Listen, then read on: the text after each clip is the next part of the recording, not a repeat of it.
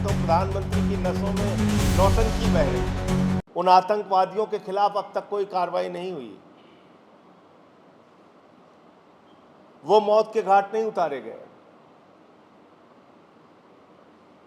और बगैर उन आतंकवादियों को मारे जिनके लिए आपने ऑपरेशन सिंदूर की शुरुआत की थी, आपने ट्रंप के दबाव में सीज फायर डिक्लेयर कर दिया। प्रधानमंत्री के लफ्फाजी के लंबे चौड़े बड़े बड़े भाषण हम लोग सुन रहे हैं, मन की बात में बोल रहे हैं, यहां रैली में ललकार रहे हैं, वहां रैली में ललकार रहे हैं। प्रधानमंत्री जी, रैली करने के लिए आपके पास बहुत फुर्सत है। एक दिन में 4-4 बार आप कपड़ा बदल रहे हैं। जो 4 बार कपड़ा बदलने में आपको टाइम लगता है प्रधानमंत्री जी, कम से कम उतना समय आप निकाल लेते जिन बहनों के माथे के सिंदूर उजड़े उनसे मिलने के लिए। आपके पास उतना भी वक्त नहीं मिला। बिहार की चुनाव रैली कर रहे हैं, फिल्मी सितारों को मुंबई में संबोधित कर रहे हैं, केरल में उद्घाटन, आंध्र प्रदेश में उद्घाटन, गुजरात में रैली सभा,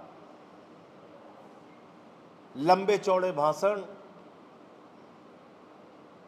तो प्रधानमंत्री कहते हैं हमारे शरीर में, हमारी नसों में गरम सिंदूर बह रहा है। मैं कहता हूं प्रधानमंत्री की नसों में नौटंकी बह रही है।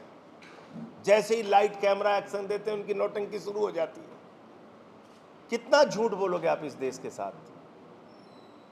आपने सीज फायर क्यों किया, इस देश को जवाब दीजिए।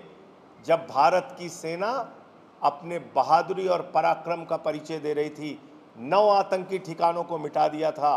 भारत की सेना के पास 21 आतंकी ठिकानों की जानकारी थी और पीओके पे कब्जा कर सकती थी भारतीय सेना। बलूचिस्तान को पाकिस्तान के नक्शे से अलग कर सकती थी, बांग्लादेश की तरह उसको अलग किया जा सकता था। ऐसे वक्त में ट्रंप के कहने पर आपने क्यों सीज फायर किया?